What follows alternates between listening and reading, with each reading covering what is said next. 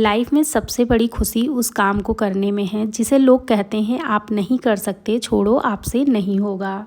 Hello everyone, welcome back to my channel. कैसे हैं आप सब? आई होप आप लोग बहुत अच्छे होंगे। जब तक हम किसी काम को शुरू नहीं करते हैं तब तक वो काम कठिन लगता है। हर कोशिश में शायद सफलता नहीं मिल पाती, लेकिन हर सफलता का कारण कोशिश ही होती है।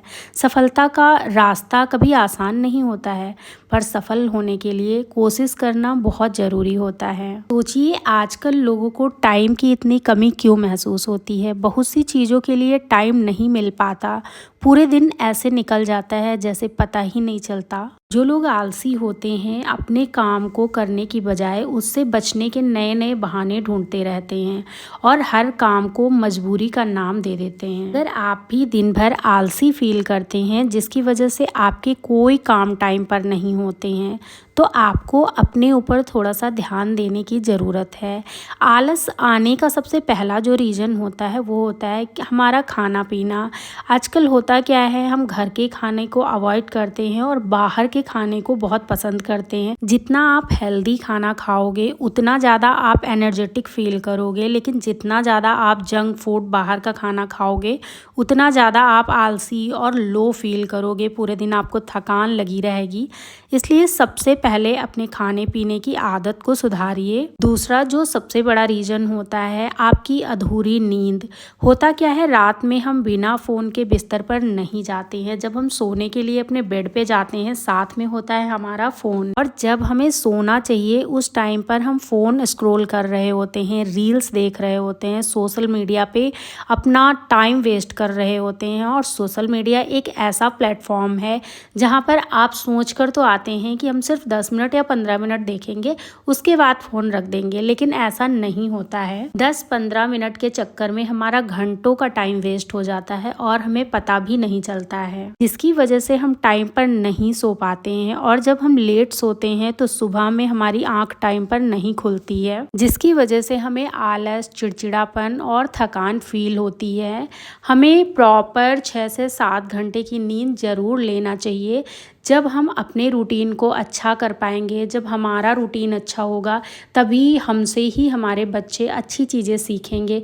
बच्चे कभी भी सिखाने से कोई चीज़ नहीं सीखते हैं, जो हम लोग करते हैं वही देख करके बच्चे भी सीखते हैं। और अब मैं आ चुकी हूँ किचन में। सुबह के जितने भी काम थे, क्लीनिंग का, डस्टिंग का, पूजा पाठ, नहाना धोना, सारे काम मेरे निपट चुके हैं। अब यहाँ से शुरू होते हैं मेरे किचन के काम। तो यहाँ पर सबसे पहला काम था दूध को गर्म करना। तो 2 पैकेट दूध था, 1-1 लीटर के 2 पैकेट थे। दोनों अलग अलग डेट के थे, दोनों पे अलग अलग एक्सपायरी डेट थी।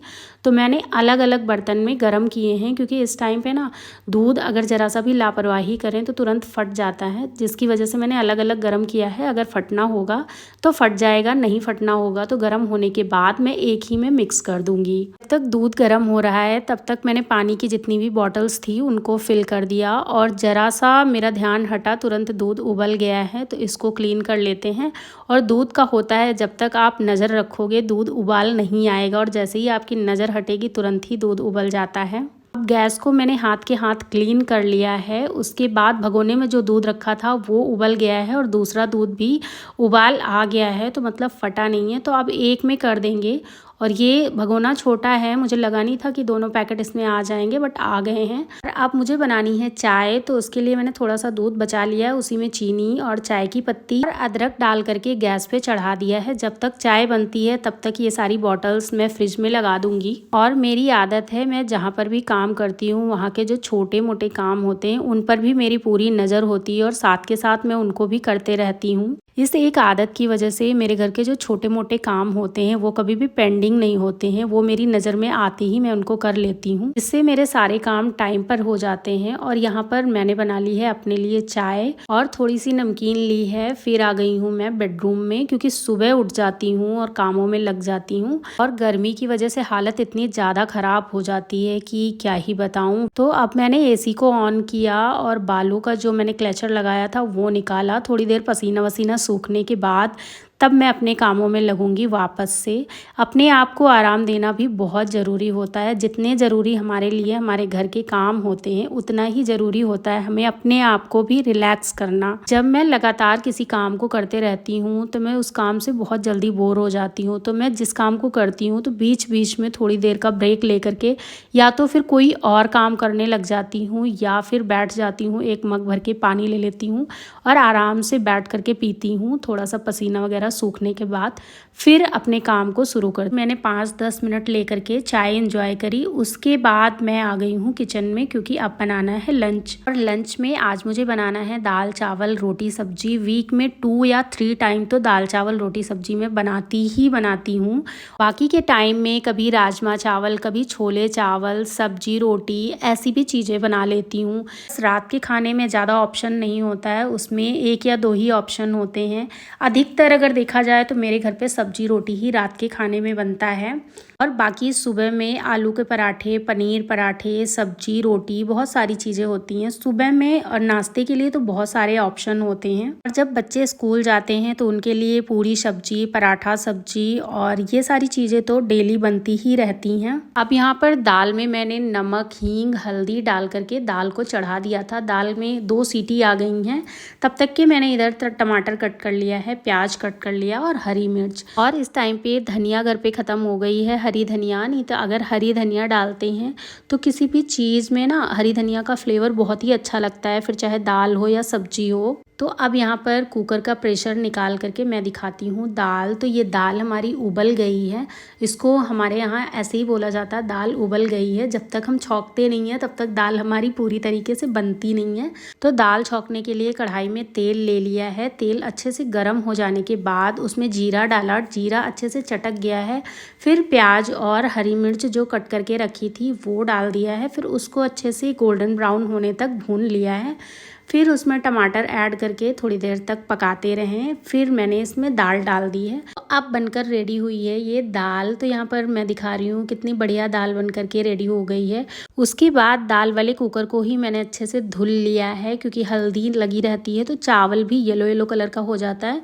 तो इसको धुलना बहुत ज़रूरी होता है। कुकर को धुल करके फिर उसी में चावल मैंने ऐड कर दिए हैं। उसी के अकॉर्डिंग पानी डाल करके फिर मैंने चावल चढ़ा दिया है और दाल को दूसरे बर्तन में पलट लिया है। तो अब बारी आती है आटा गूंथने की। तो यहाँ पर किचन में जो भी छोटी मोटी चीज़ें फैली हुई हैं, चाकू है, कटोरी है, उन सबको अपनी जगह पर रख दिया है। उसके बाद किचन में एक कपड़ा मैं मार लूँगी। जब हम आटा गूंथते हैं तो आटा गूंथते टाइम थोड़ा बहुत आटा भी गिर जाता है। तो काउंटर टॉप को अच्छे से क्लीन कर लिया। उसके बाद मुझे बनानी है रोटियाँ। तो फटाफट से रोटियाँ बना करके रख दूँगी और जो भी बर्तन इकट्ठे हुए हैं उनको सिंक में कर दूँगी। हमेशा किचन को अपने साफ़ सुथरा रखना चाहिए, क्योंकि किचन में ना ज़रा सा भी जूठन या कुछ भी गिरा होता है तो उसकी वजह से चींटियाँ, कॉकरोच, ये सारी चीज़ें जल्दी आने लगती हैं। अगर आपको अपना किचन कीड़े मकोड़ों से बचाना है तो किचन को हमेशा क्लीन रखिए। किचन को क्लीन करने में सिर्फ 2 मिनट का टाइम लगता है, ज़्यादा टाइम नहीं लगता है। 2 मिनट किचन को देने की वजह से किचन बैक्टीरिया फ्री हो जाता है और हम बहुत सारी बीमारियों से बचे रहते हैं। सारा काम हो जाने के बाद किचन में मैं एक बार पोछा ज़रूर लगाती हूँ। सुबह में, दोपहर में, रात में, जब भी किचन में मैं कुकिंग करती हूँ तो पोछा ज़रूर लगाती हूँ। खाना बना करके रख दिया है, बर्तन सारे सिंक में कर दिए हैं, काउंटर टॉप को क्लीन कर दिया। उसके बाद मैं छत पे गई दौड़ करके और जो भी कपड़े थे वो ले आई हूँ और फिर से यहाँ पे बैठ गई हूँ। इस टाइम बाहर इतनी गर्मी है कि रूम से निकलो तो जैसे लगता है कि हम राजस्थान आ गए हैं।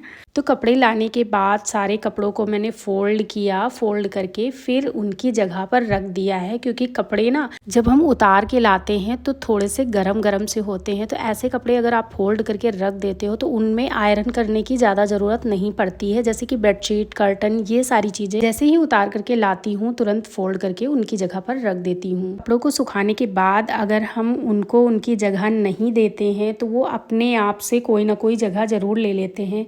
कहीं वो कुर्सी पे रखे हुए नज़र आते हैं, कहीं सोफे पे रखे हुए नज़र आते हैं। तो यहाँ पर अब मैंने कपड़ों को उनकी जगह पर रख दिया है और रूम को थोड़ा सा क्लीन कर दिया। जहाँ पर आप बैठते हो या जहाँ पर आप आप काम करते हो उस जगह को अगर आप तुरंत ही क्लीन कर देते हो तो कभी भी बहुत ज़्यादा क्लटर घर में नहीं फैलता है। अब मैं यहाँ पर आ गई हूँ किचन में, तो जो बर्तन हैं उनको मुझे धुलना है। अभी ये थोड़े से ही बर्तन हैं क्योंकि अभी किसी ने खाना नहीं खाया है। जब सब लोग खाना खाएंगे उसके बाद जो बर्तन होंगे उनको मैं बाद में धुलूंगी। और ये था मेरा आज का रूटीन। आई होप आप लोगों को पसंद आया होगा। अगर आप लोगों को ये वीडियो पसंद आया है तो प्लीज़ वीडियो को एक लाइक ज़रूर कर दीजिएगा और मेरे चैनल को सब्सक्राइब किए बिना मत जाइएगा। आप लोगों का सपोर्ट मेरे लिए बहुत ज़्यादा ज़रूरी है। और अभी टाइम आप लोग देख सकते हैं 11:09 हुआ है। सुबह के मेरे सारे काम हो गए हैं।